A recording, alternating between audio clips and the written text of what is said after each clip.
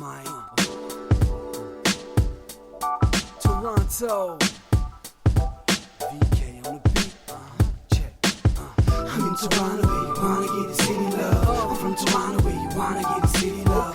I'm in Toronto like we wanna get the city love. My city love me back for my city love. I'm in Toronto where you wanna get. Welcome to episode 1655 of Toronto Mic'd. Proudly brought to you by Great Lakes Brewery, a fiercely independent craft brewery who believes in supporting communities, good times, and brewing amazing beer. Order online for free local home delivery in the GTA. Palma Pasta. Enjoy the taste of fresh, homemade Italian pasta and entrees from Palma Pasta in Mississauga and Oakville. RecycleMyElectronics.ca. Committing to our planet's future means properly recycling our electronics of the past. Building Toronto Skyline, a podcast and book from Nick Ioannis, sponsored by Fusion Corp Construction Management, Inc. And Ridley Funeral Home, pillars of the community since 1921. Joining me today making her Toronto Mic debut is Holly Cole. Welcome, Holly. Thanks for having me. Thanks for being here and joining us, because I think he's going to keep his good eye on me to make sure I don't ask you anything too difficult. But your manager is in the room? That's right. Tom Barry's here, too. And I found out a moment ago, Tom, yes, say hello to everybody. I say hello. Hello. And I just found out Tom Barry manages Kim Mitchell as well. Well, I did for years. Oh, but you currently? Not currently. Not currently, but still, go for a soda, Tom. Okay, we're going to be talking here. Holly, what a pleasure it is to meet you. Thanks for making the time for me. It's my pleasure. Alan Zweig is listening to us right now, and he says, ask her if she still has that car. I don't still have that car. But what are we talking but hello, about? Alan. I used to have a 1968 Gran Torino convertible, and I had it for a long time, and but it became well, Alan. I'll tell you, hello, Alan. I haven't seen you in a long time. It became impossible. I had to have two parking spots for every time I had to park it, so it became kind of unwieldy to drive it around. Yeah. Okay, I didn't know, because he sent that because you were scheduled earlier, then you went to Japan, or maybe. Yes, yeah. We went to Japan just a little while ago. We got back about a week and a half ago, yeah. What was Japan like? How was that? Well, it was great. We hadn't been there. We'd been there a lot of times, but we hadn't been there for quite a while. We were there actually during the earthquake, the huge earthquake that was there. Wow. And we've been back once since then. But it was great. I mean, we have a lot of fans there and friends there too. And so it was great to go back. We had great shows. We play at there's clubs there. They have clubs there that are unlike any club I've ever been in, even Europe, but also North America. Like the sight lines are brilliant. There's no bad seats. They're big, but not too big. And the sound is impeccable, absolutely. And the whole focus is on the band. They don't serve any food or drinks during the show for the whole thing. No distractions. No distractions. They don't use their cash registers. They all just stand there. Like, it's really about the show, and so there's nothing like it here. And it's a great intimate way intimate venue for music. For mine, it's perfect. Is it fair to say Holly Cole is big in Japan? I guess so. I just wanted to say big in Japan. I know. All right. So I kind of announced this was happening, and then it got postponed, but here you are. But back whenever I promoted it initially, there's a gentleman named Mike from KDub, and Mike from KDub says, we saw her a few months ago. Love her voice. So hello to Mike from KDub. Hi, Mike. Thank you. Ken Chase said, I've been revisiting her catalog lately. I love Holly. What great timing. So Ken thinks I booked this because he's been revisiting your catalog. That is why. Why. You know what? That Ken Chase is a powerful person here. And ignorance of me. So I had a guest on yesterday who's from Halifax, and he's in Sloan. Big freaking deals. And I said, do you know Holly Cole? And he goes, no, but I know Holly McNarland. And I'm thinking, yeah, those are the two great Canadian, like, Holly singers or whatever. But then I was thinking, Toronto ignorance. I think everybody from Halifax knows each other. Like, I just assume, of course, you're both from Halifax. You're similar vintage. Of course you know each other. But he didn't know you. But I'm just curious if you could tell us a little bit about, coming from Halifax, and a little bit about your father, because I was reading into your father, who was a famous radio guy at CBC. Yeah, well, coming from Halifax, I mean, you hear a lot of music about the ocean, a lot of music of the sea, and I love that. And my dad used to play that kind of music for me, but he was a classical guy. He had a show, national radio show on CBC, two different ones. And he played a lot of music for us as kids. But I want to talk a little bit about Holly McNarland for a moment. I love Holly McNarland. Because I think that it's not so much that everyone from Nova Scotia knows each other; it's that everyone who's named Holly knows each other. And so I met Holly. And we hit it off at what's it called, Lilith Fair, and we were both playing Lilith Fair a long time ago. Of course. And we ended up. Am I allowed to swear? You can swear, yeah. Am I swear? Okay. I'm going to blame Holly McNarland for the swearing. Okay, is that she would play her set every night. We would do our set. She would do her set, and we would hear her. And as the band, we would go and listen to her. And she had this tune that went that, her music's quite different than mine, Yes. and it was. You couldn't really hear the words sometimes, and so she'd go every night. She'd go la la la la la, but I fucked him anyway. And so every night we would all fill in the blank. Well, he was a. Well, blah, blah, blah, blah, but I fucked him anyway. And so every night after her show, we would say Holly, and she'd go, "What did you fill in the blank with tonight?" Because we didn't know what she ever said. And anyway, I thought I'd share that story. No, that's great. Because I listened to a lot of CFNY in the '90s, and "Numb" was a big song, but there were a few Holly McNarland songs. "Numb" being a really big one, but she fit right in. Funny because Funny that the guy from Sloan knew Holly because they were neighbors for years. This guy, Patrick Pentland. But they were side by side on CFNY, but we weren't hearing any Holly Cole on CFNY. Well, yeah, that's too bad. But that just didn't fit, right? The alt rock. No, not really.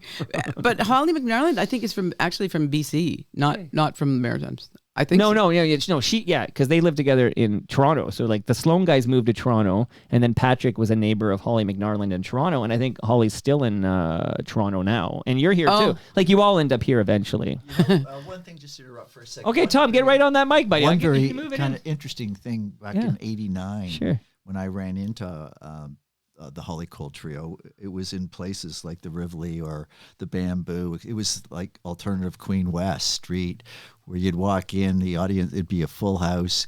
There'd be punks sitting at the lip of the stage at the front and university profs at the back. It was really, me not being able to pull CFNY really bothered me after a while, because our audience was seriously right up there. Right. Yeah, demographic. I'm glad you spoke up on that, because it's kind of jazzy and maybe it doesn't fit, but why not, right? Like, you're right, Sky Diggers. Like, I'm just thinking like that scene there, L'Étranger. I just had, I remember, Charlie Angus is making the rounds these days, and Andrew Cash and all this. This whole Blue Rodeo, like this whole kind of Queen Street. Shout out to Charlie Angus. Yeah. He was just here a few weeks ago, and I asked him about Wayne Gretzky, and he had a great soundbite, so I cut out the video and I shared it. It went kind of viral or whatever. And then I saw it was on This Hour has 22 minutes.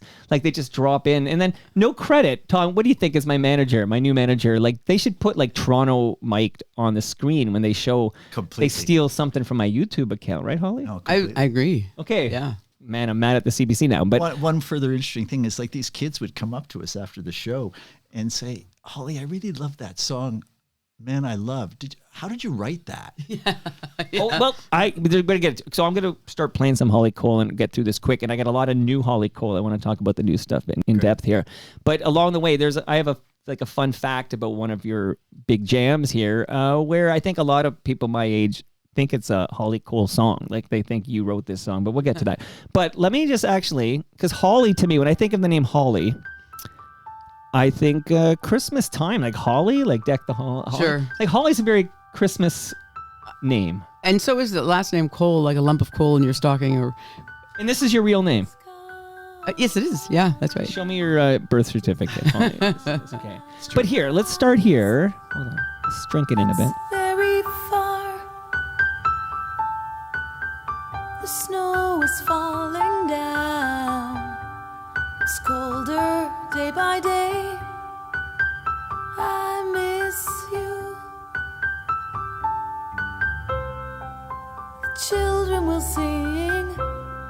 He'll be back at Christmas time.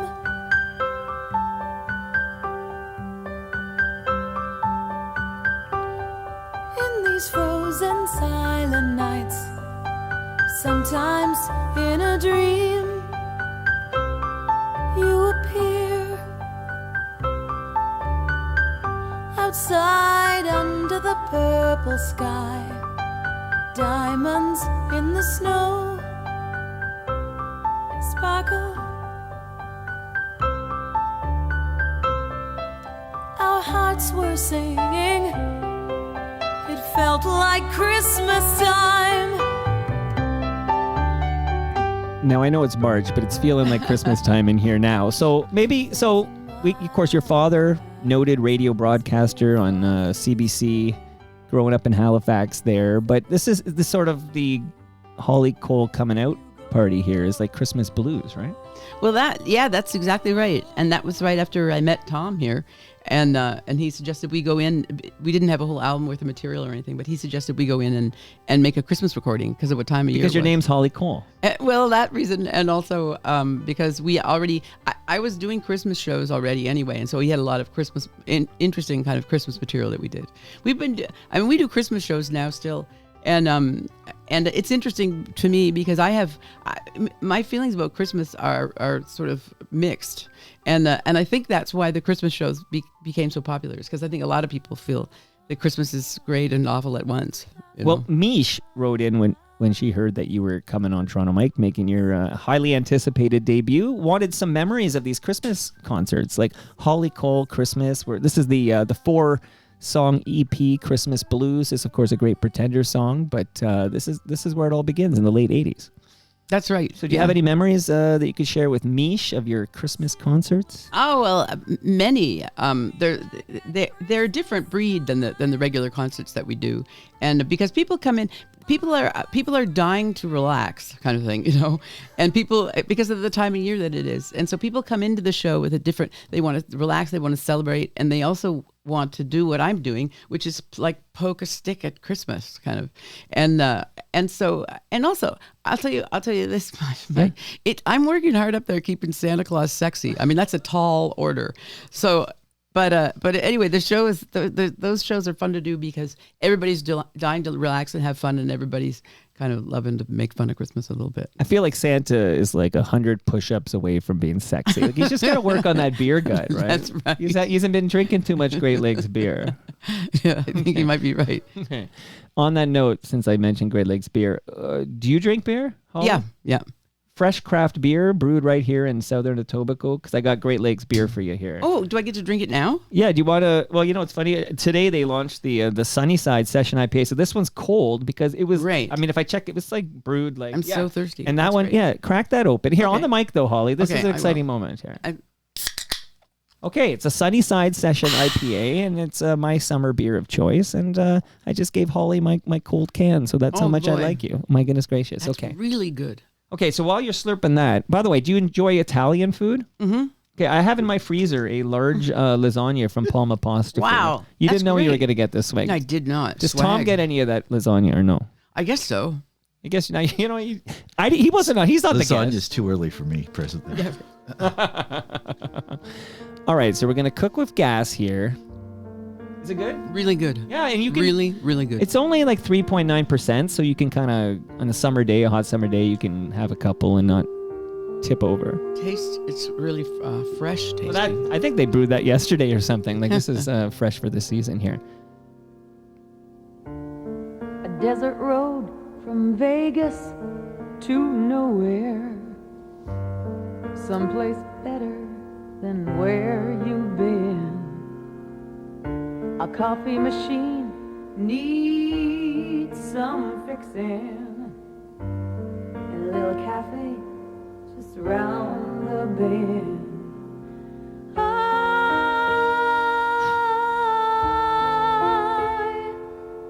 am calling you. I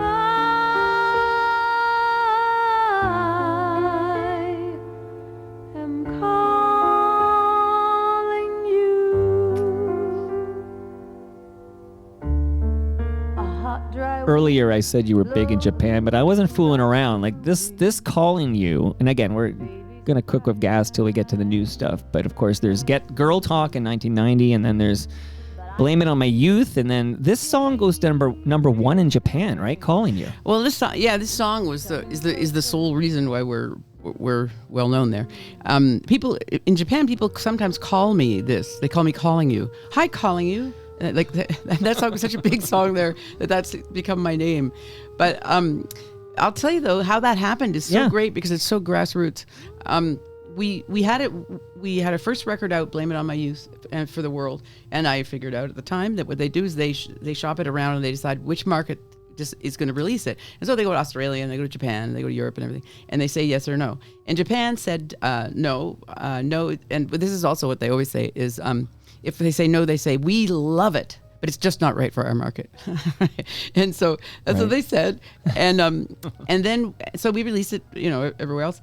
And what happened was the U.S. started noticing that there were lots of units leaving the U.S. Like being exported. And what had happened was in Japan, there was a DJ there who was actually allowed to play what he wanted. And he was a national in Japan, and he had gone into a listening booth, like when they had those Tower Record listening booths. Of course. And he heard this song, and bought the record, and then played it on his show, and he got deluged with requests and questions and everything. So he kept playing it, and then people started buying it, and so I had, and then before I knew it, I had a hit record, and I had no record out, like a hit single with no record out, and so the Japanese record company went, we meant to actually release it, and then it became the biggest record on Tokyo FM? No, on the record label, on Toshiba EMI, Toshiba EMI. Wow. So it became their biggest record that year. And that story's wild to me. I know. Similar story I've had on this DJ from Cleveland named Donna Halper, and Bob Roper sent her this. Tom knows this story, but Bob Roper sends her this. There's a new trio out of Toronto named Rush, and they have this new album, and he sends it to her, and she's playing the album, and she hears this song called Working Man. And she's like, oh, Cleveland's kind of a working man town. And she starts playing Working Man, and everybody's requesting it. And next thing you know, they don't have anything for sale. It's all of a sudden Rush breaks. So this is your story, Calling You. Yeah. And from now on, I'm going to call you Calling You. That's okay. It's a middle name. Well, Only calling you Cole. Really? Right? Why not?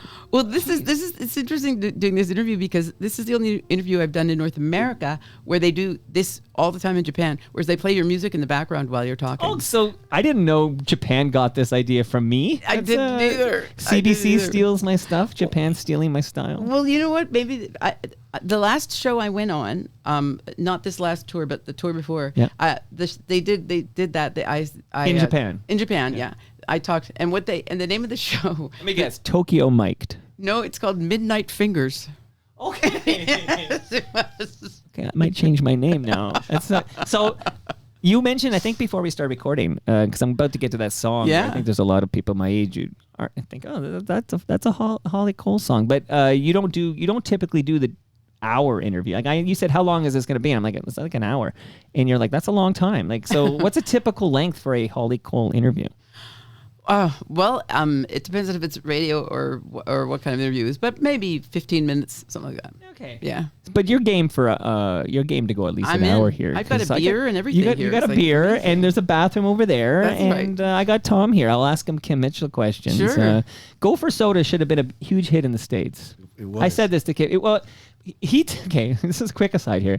But I Zoomed with Kim, and he tells me that the label was preferring Twisted Sister.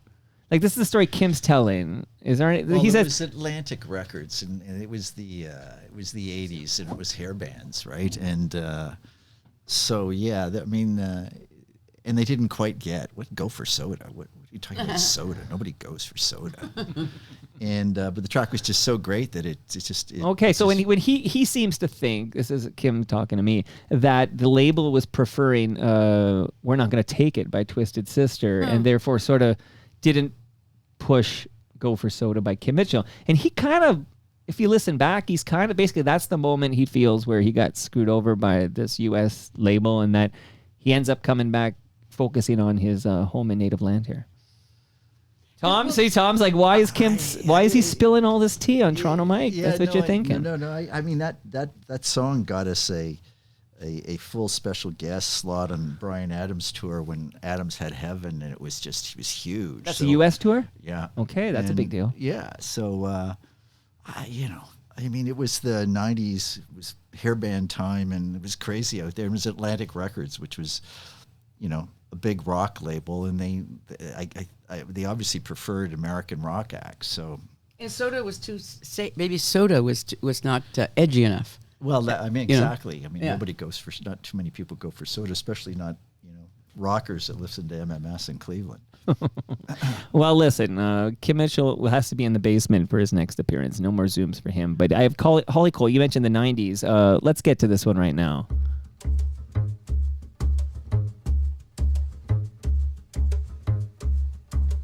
I can see clearly now. Rain is gone. I can see all obstacles in my way.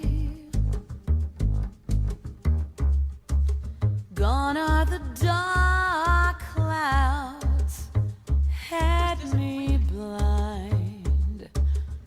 It's gonna be it's gonna be bright, sunshiny day. You can talk over it if you want. Like, it's it's not the CBC here. I'm mad at them, so, okay. Holly Cole Trio. So, multiple questions here. But before I get to the questions about I Can See Clearly Now, is there any truth to the rumor I heard, Holly Cole, that you were possibly asked to be Kim Mitchell's background singer at some point? Well, the reality is this: when Tom Barry first phoned me, I had my trio that I was working in clubs and stuff on Queen Street West with all the bands that you mentioned earlier, and when Queen Street West was a really big, vibrant scene and stuff, with burgeoning acts and stuff. Tom Barry, who I knew as Kim Mitchell's manager, phoned me and said he wanted me to come into his office for a meeting, and I thought, oh my God, the background singer, the usual background singer for Peter Fredette. Peter Fredette, a great, brilliant singer, Yes. who sings with Kim Mitchell. He's quit the band or something or whatever, and they need a new Peter Fredette.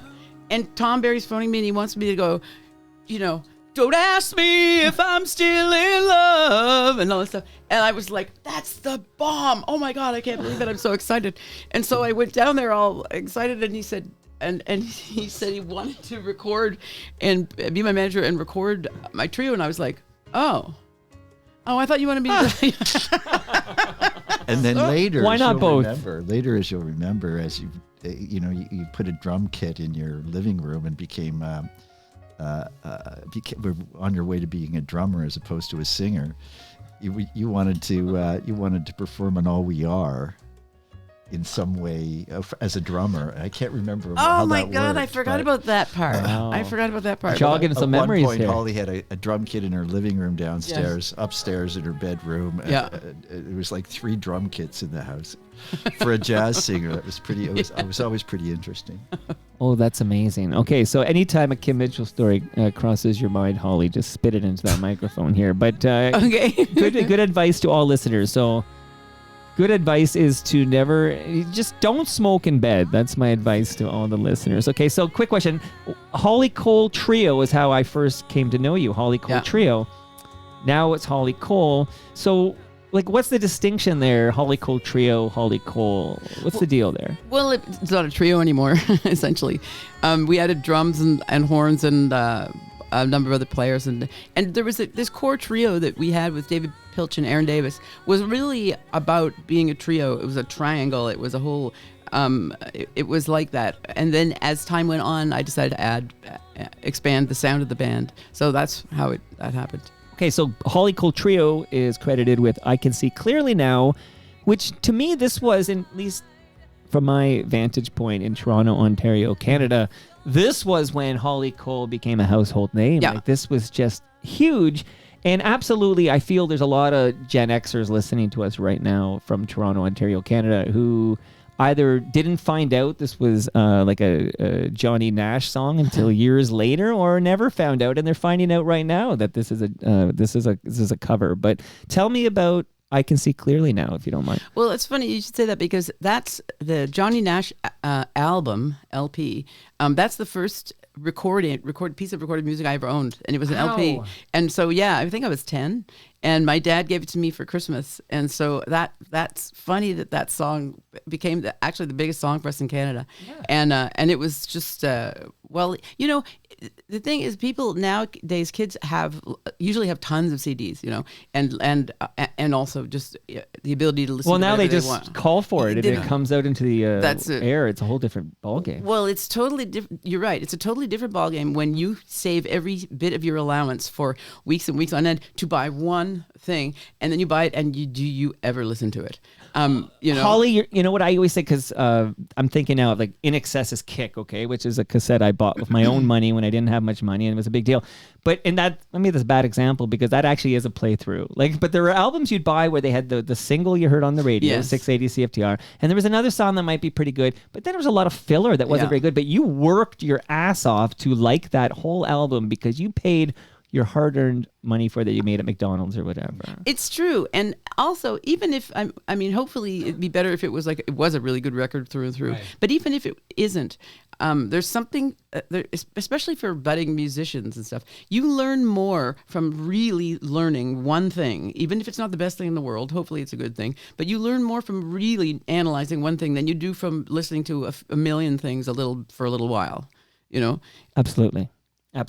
So I Can See Clearly Now. How important is much music in the in this country for breaking Holly Cole? Well, then it was pretty important. And the funny thing about it is that I didn't like videos very much. Videos to me were things that replace your imagination, kind of, you know. I liked listening to songs and creating my own imagery. And the thing, videos are so powerful that you could hear a song for your whole life and then watch a video of it, and it will replace your images, the images that you've made. And so that made me not happy about videos.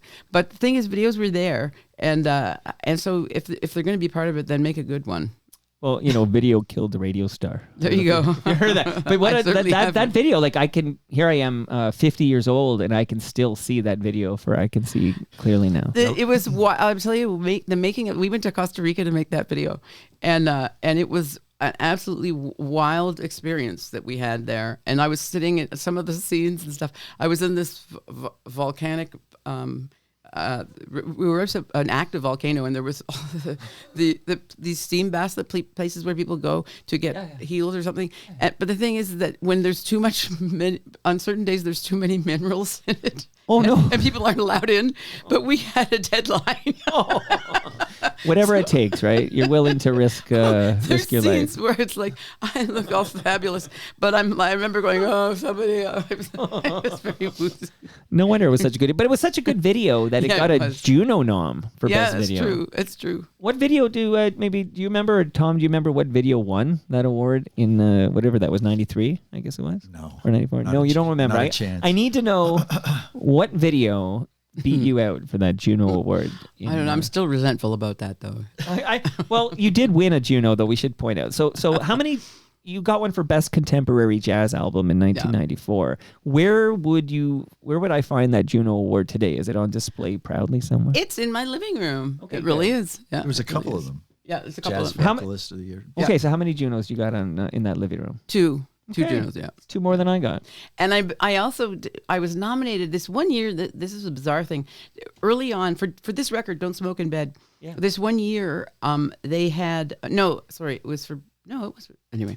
This one year they had a category for most promising female vocal. I don't even know if they have that anymore. But I guess they had, sometimes they'll just invent a category because there's a whole bunch of people in that category. And so I went out and sang. I remember it was the first time I went on national television, and it was live. And I chose to go out and sing unaccompanied. So I just sang the song "Don't Smoke in Bed," just standing there with a microphone. But you have a beautiful voice, and you can do that. Oh, thank you. You know you have a beautiful voice. Oh, thank you. It's not news Thank for you, right? I want to make sure you're not just learning that here for the first time. Okay. But okay, amazing. So you got a couple of Junos proudly on. I asked that question of everybody with a Juno, and then sometimes you find out they're like in a box in an attic or in a basement or something like that. I'm like, get those Junos. If you're not gonna display them, I'll put them in the studio here, the Junos. And then every time somebody says, "Oh, you want a Juno?" I'll go, "Well, actually, Holly Cole won this Juno," and then we'll just start talking about it, and you get like spot. So don't spite. Wait, so. Did you said you were nominated for best new woman recording artist or something like that? Yes. And is that for Don't Smoke in Bed? Well, that doesn't. I know it doesn't. That's why But it doesn't make sense, It doesn't right? make sense. You're right. But this. Maybe because I sang the song "Don't Smoke in Bed" is why. Yeah. Oh, so that would have been an earlier record. Yeah. Okay, I was gonna say, come on, but they did. I think Alanis Morissette was like nominated for like her second. Like she had already had a career as a pop, like a Tiffany kind of style. That's right. And then it's like we get a restart. You can just do that. Well, she's talk about reinventing yourself. I mean, she's really an example of that because that other music was unrelated. Never too hot, never too cold. You take your best shot. Too hot to hold. Oh no! Much music. Really? I watched a lot of freaking Much Music, Wow. and it was played all the time. Yeah. Well, we needed a Debbie Gibson too. Like, we needed a Tiffany too. She's great though. I really like her. Oh yeah, there's this comeback of the year. Oh, by the way, I was chatting with Blair Packham on another matter, and he says, "I wonder if Holly Cole remembers me." So definitively, for the record, Holly Cole, do you remember Blair Packham? Did he work in a paint store near Earth Tones on Queen Street West? Well, he was a member of the Jitters. Oh no, that's the wrong story. That's the wrong Blair. Wrong Blair. He's gonna hear this, and he's gonna be tickled pink that you think, yeah, maybe he had a side hustle. Canadian rock stars need a But side I do hustle. remember him. I do remember him. Yeah. Okay. He's still out there too, doing really well. Yeah. He's Plays got a new live. album. He's in the calendar to come back because That's he's great. got new music. Yeah, no, he's out there. He doing was it. married to Arlene Bishop. Oh. Don't know her. Speaking of your Yeah. your scene there. Yeah. Yeah. That's a great episode, actually, Arlene Bishop. Okay. So you mentioned Lilith Fair about a half an hour ago. So how do you become a part of, this is 98. How do you become a part of Lilith Fair? Does Sarah McLachlan just tap you on the shoulder and say, Holly, it's time? Or does Tom have anything to do with this? Tom, you tell us what's going on here. Well, an agent calls me and says, "How would you like to do? How would Holly like Maybe to do?" they were Lilith collecting Fair?" all the Hollies. I think they were just collecting all the women that sang. Well, you got one right here. Well, but that whole thing, that was wild. And there's no, I mean, we'd played festivals before, but this festival was nothing like any festival I've ever done before. It was, well, maybe because it was run by women. It was so well organized. You had free massages. You had, there was a chiropractor. You could get your back cracked. And they had vegetarian food and it was so happening and everything. And we were on the leg of it that was in Texas, and it was so hot. It was unbelievable. And people were passing out and ambulances were coming. Like, it was too hot. And but they totally took over and were giving out anti-heat drugs and stuff like that for people to take so they would be all right. Water. It's called water, yeah. It's called being organized too. But it was such a great festival. And you know what? I got to meet Bonnie Raitt there and got to know her. And she's kind of one of my idols.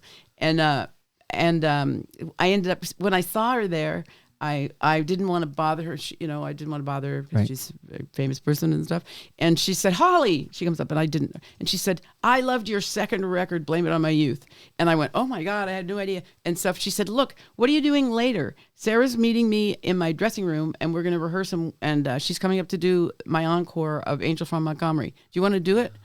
I was like, no, I'm too busy. No, I said, yeah, I would love to do that. So I meet with, and Sarah's there, and the three of us go over the background vocals. And so each night I came out and did the encore with Sarah McLachlan at Bonnie Raitt's encore.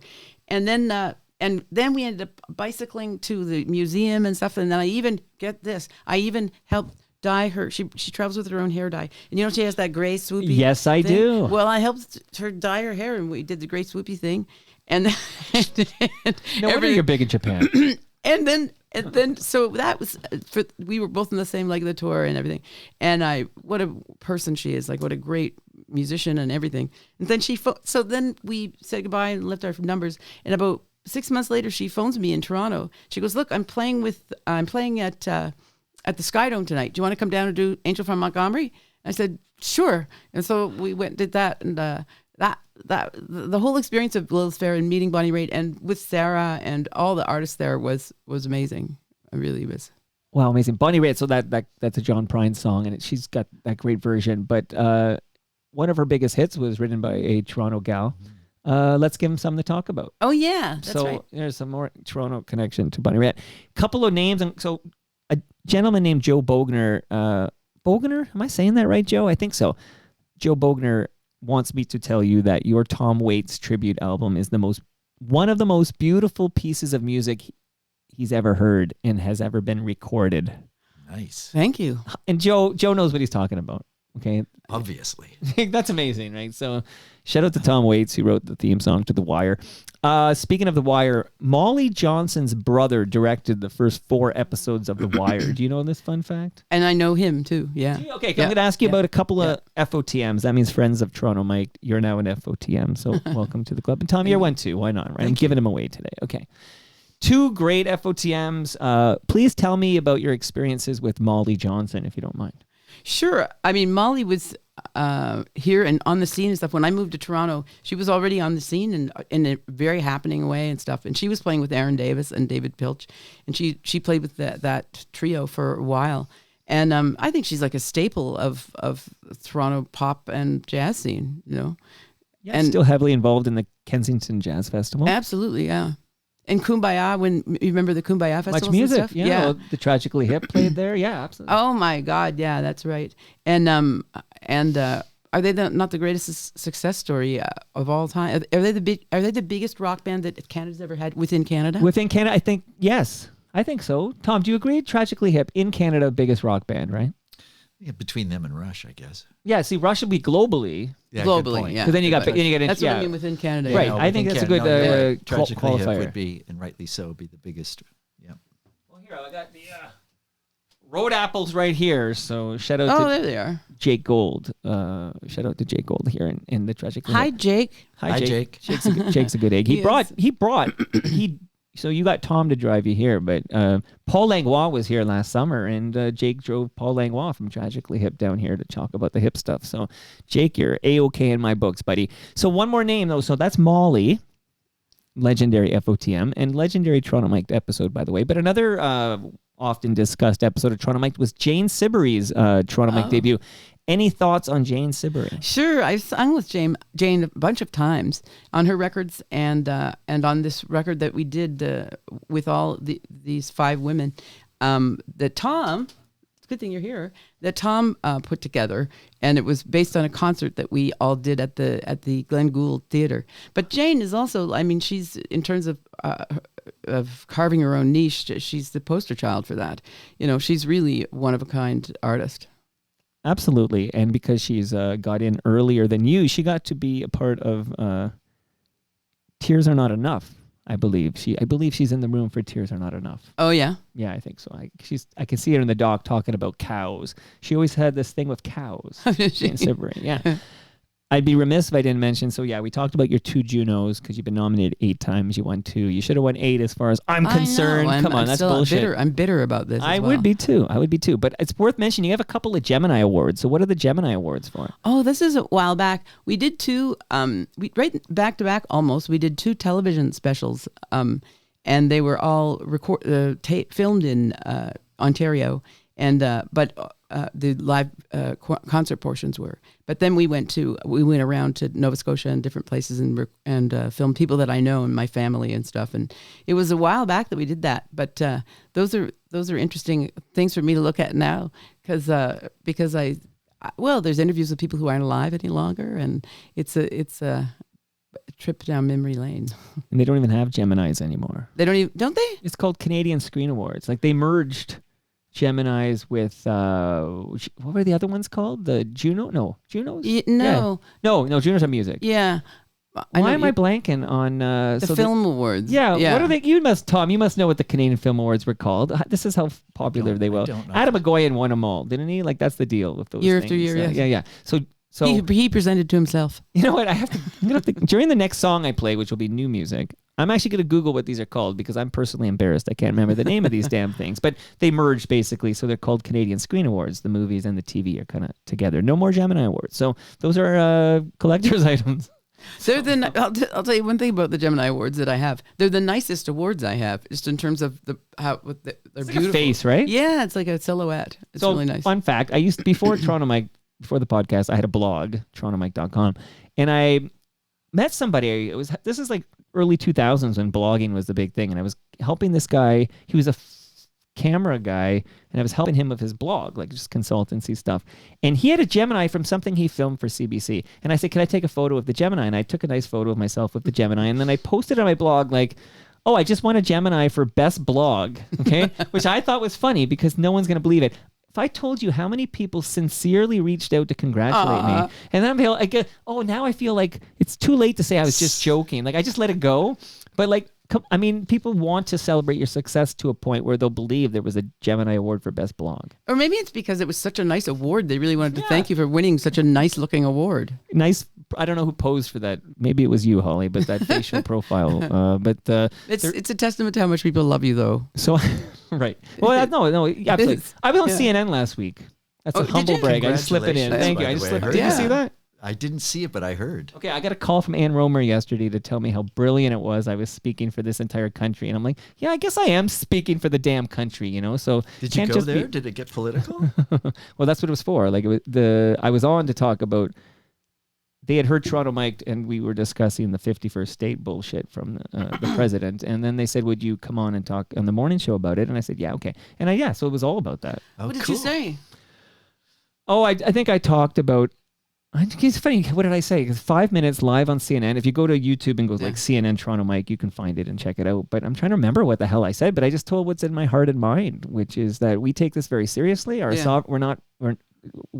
our sovereignty Not a is not joke. up for discussion here. Like this is a non-negotiable thing. Some stuff I was thinking but didn't say because I didn't want Mega to come after me too hard, and I was talking to Americans or whatever. But it's like, if you really want this, you're gonna have to call in your military. Like that's what it would take.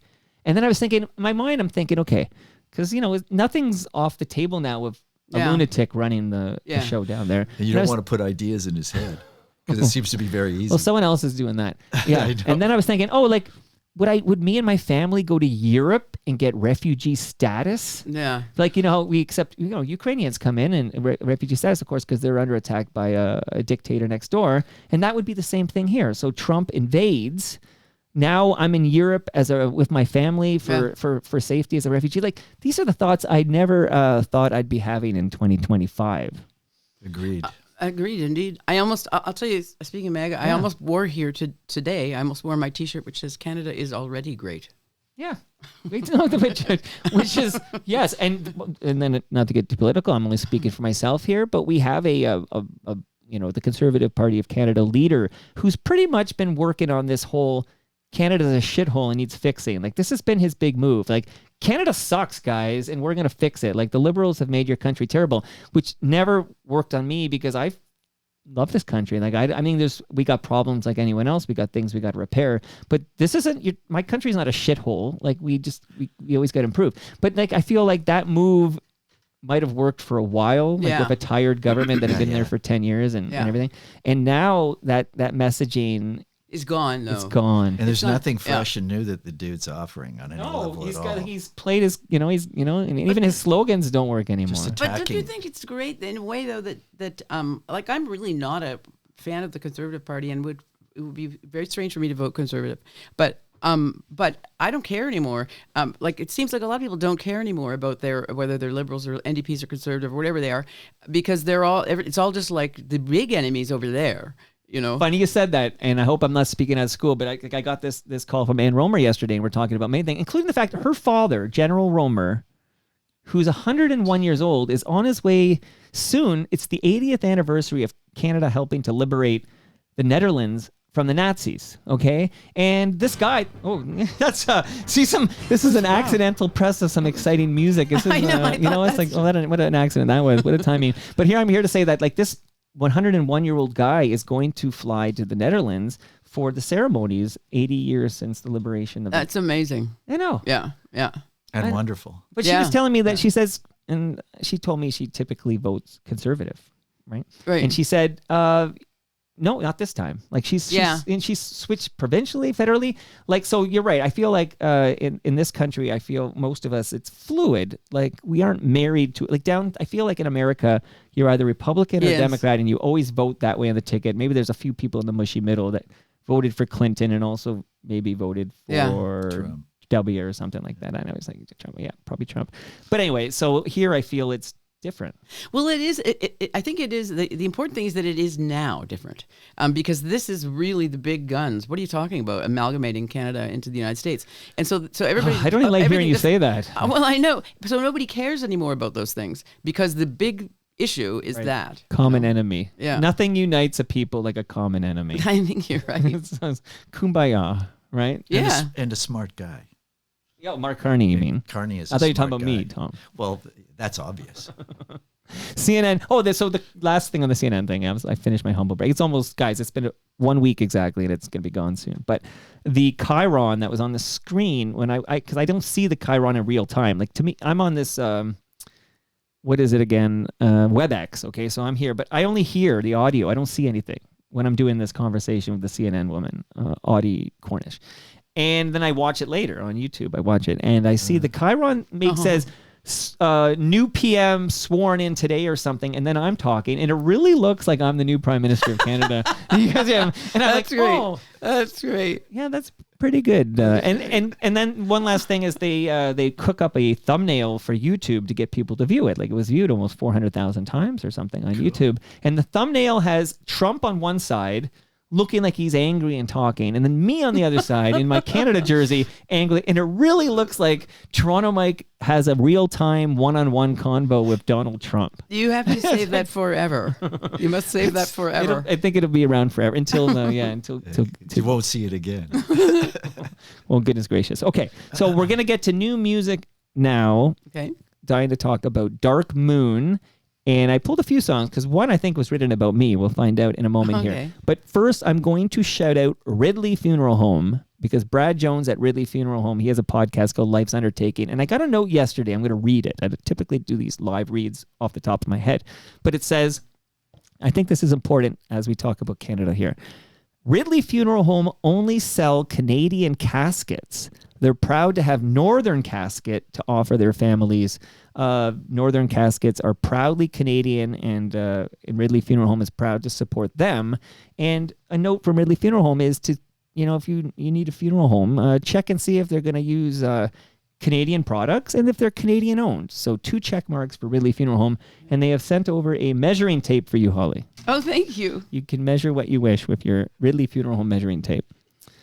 Last note here, before I get to the new music from Holly Cole, is recyclemyelectronics.ca, another Canadian company. But if you have old cables, old phones, devices, old electronics, don't throw it in garbage because the chemicals end up at our landfill.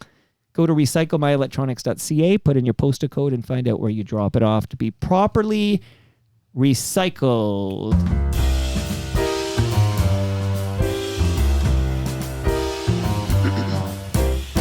No moon at all, what a night. Even lightning bugs have dimmed their light. Stars have disappeared from sight, and there's no moon at all. Don't make a sound, it's so dark. Even Fido is afraid to bark.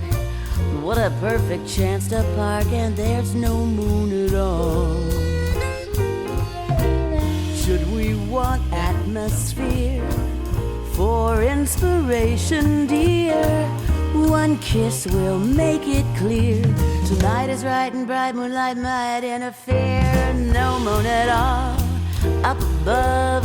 This is nothing like they told us of. Just to think we fell in love and there's no moon at all. No Moon at All, originally recorded by Peggy Lee. Breaking news, it was Genies and Geminis. So the Geminis and the Genie, it was the Genie That's right, Awards. the Come Genie on, Tom. You're supposed to know this stuff, man. I'm a little disappointed. I'm Tom. in music, man. Not a music. Okay, only music for only judos. Okay.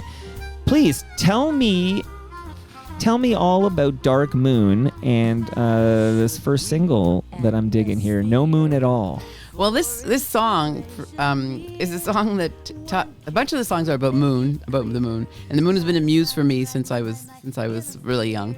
And this song, I was attracted to this song because the function of the moon in this song is really different than it is in most songs. But in most songs, the moon is there to try and entice young lovers to become feeling romantic and stuff. And this song, they want the moon to go away because they want to have sex in the dark. So that's a very different role for the moon. That's sexy stuff here, Holly. I Holy think so. smokes, move over Christmas songs. Although you made the Christmas songs pretty sexy, as I recall. So, geez. I tried. Okay, now I'm thinking, what is it? It's a Wonderful Life when George Bailey is lassoing. Is that, how do you say that word? Lassoing the moon. Yeah. As I recall here. Love it. There is a song on this. So I listened to this entire album, which is called Dark Moon. Available now. Very good. I love that there's new Holly Cole. This is your 13th studio Yeah. album. That's a lucky number, you know. Oh, is it? I don't know. Good. I feel like we got to take it back, okay?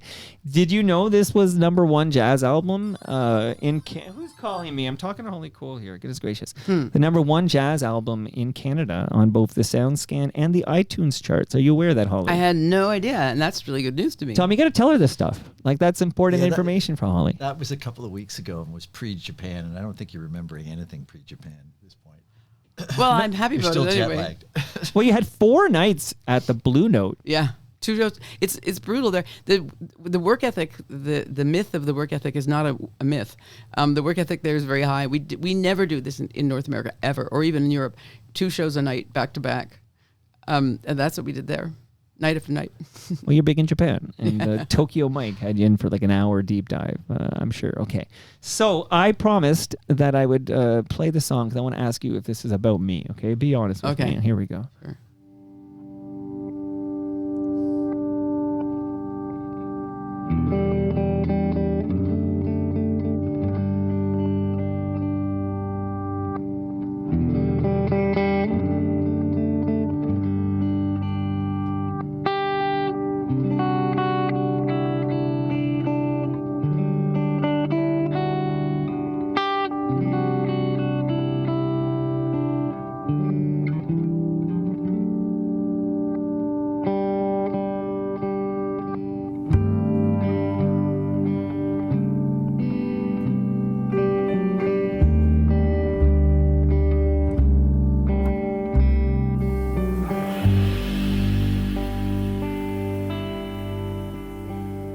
Spread your wings for New Orleans, Kentucky bluebird, fly away and take a message to Michael, message to Michael. He sings each night in some cafe in his search to find wealth and fame. I hear Michael has gone and changed his name. Well, it's been a year since he was here. Kentucky bluebird,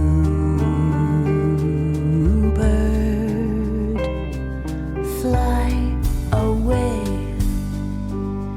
and take a message to Michael, a message to Michael. Tell him I miss Message to him Michael. Yes, each How apropos. it was all about you. I thought so. It always has been. You're confirming my suspect. When I first saw that video for I Can See Clearly Now, I said, I think one day she'll write a song for me. Well, that song, actually, to say the truth, that song I wanted to sing since I was a kid. And there's a few songs on this record that I've wanted to sing for a long time, and I didn't feel had the exact right band or it was the right timing for some of the songs until to this record.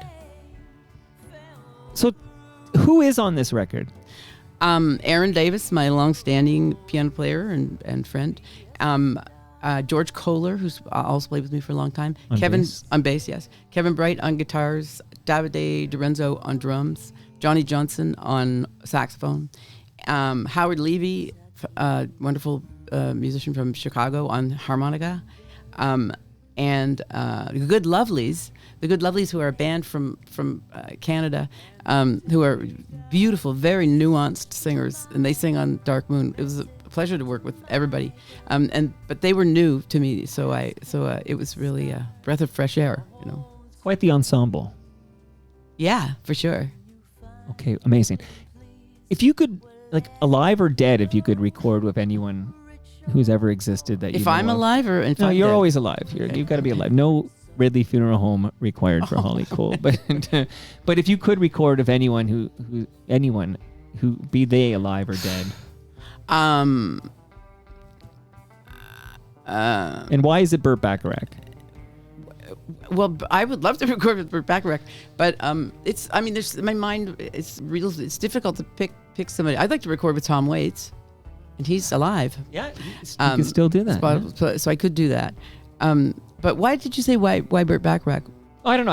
I feel like you would be into Burt Bacharach. I am totally into Burt Bacharach, and I saw him like Kurt Swinghammer, another Kurt guy from Swinghammer. the Queen Street scene. Oh my God, I could tell you stories about Kurt Swinghammer. That Sam the Record Man print was a gift for my 50th from Rob Pruce from Spoons. And that's Kurt. a Kurt Swinghammer. I have a Kurt Swinghammer painting in my living room. Yeah, he's very good. He's great, and he's a friend, like from the Queen Street days, and we would go and do Sonny and Cher impersonations and stuff together at the Cameron House.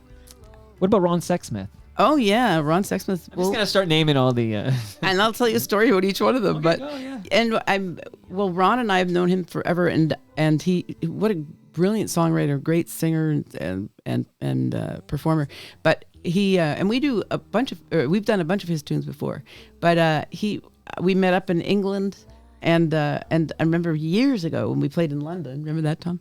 And we convened at this little club and hung out and stuff. He really is a staple of Queen Street too, like a bunch of us from that time period. I mean, it's something that younger people now can't imagine, because there's nothing like that anymore. It's just not at all like that. I'm pretty sure. So Charlie Angus has been over a couple of times, but he was on fairly recently, and on you. he's got a new book, I believe, about the '80s Queen Street scene or whatever. And his next visit, because he's kind of busy right now, he's following my lead on CNN. He's trying to save this country. Charlie and I are working our asses off on this, but his next visit is going to be all about the 1980s Queen Street scene. Oh, okay. So you'll come up again in that one for sure here. Well, you know, the thing about that time period that is so unique and amazing is that it was its own kind of little star system, you know, and people were it was all different kinds of music. Like there would be like a reggae band next to a jazz band, next to a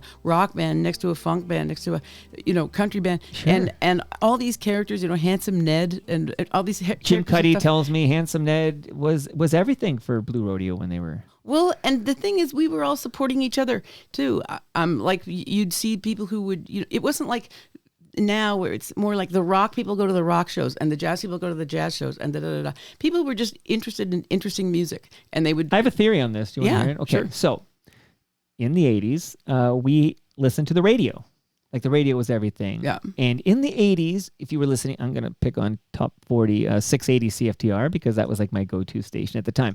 But it was common. You'd have like a Def Leppard song would be right beside a Madonna song.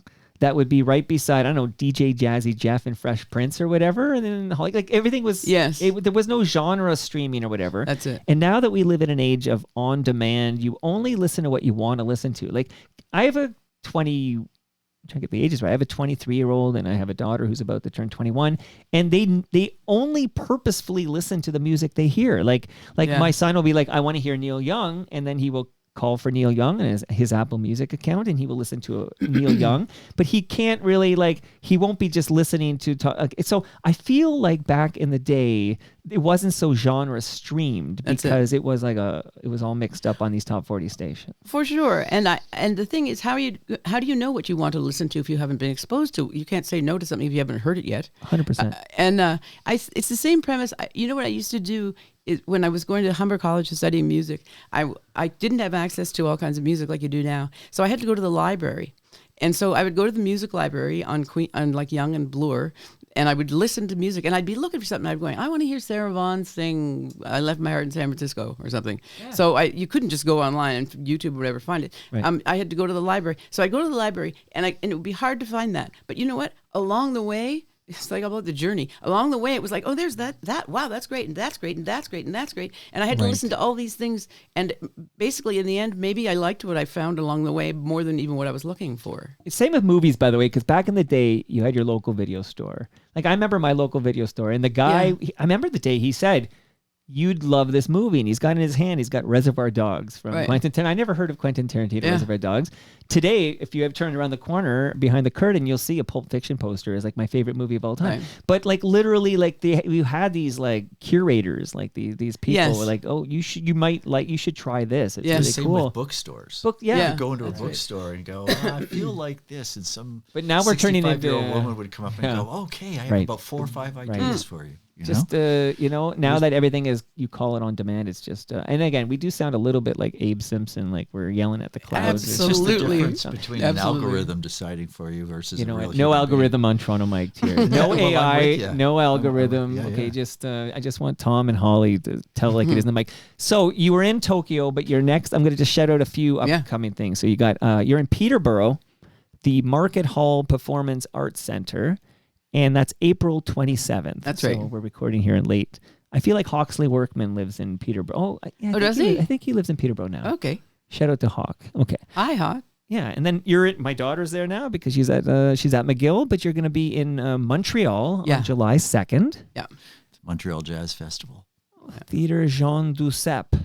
How's my accent there? Okay, Place de Awe. I won't even pretend. I have grade 9 French, but that's July 2nd, Montreal, and then we don't have the specifics, but there's going to be a Canadian Summer Festival appearances that are coming up, and you're going to head out to Germany in at some point, maybe in the fall. Maybe. Well, we're working on it. Okay, this is all top secret. You don't even know this stuff yet. Me and Tom are cooking up your that's right. your schedule. Okay, so we're winding down now, but I am going to just play it out so we have a bit.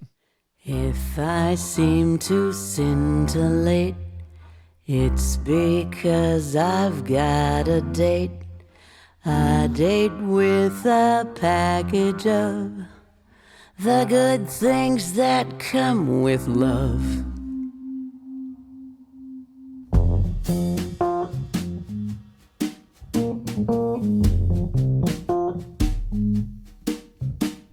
Stepping out with my baby, can't go wrong 'cause I'm in right.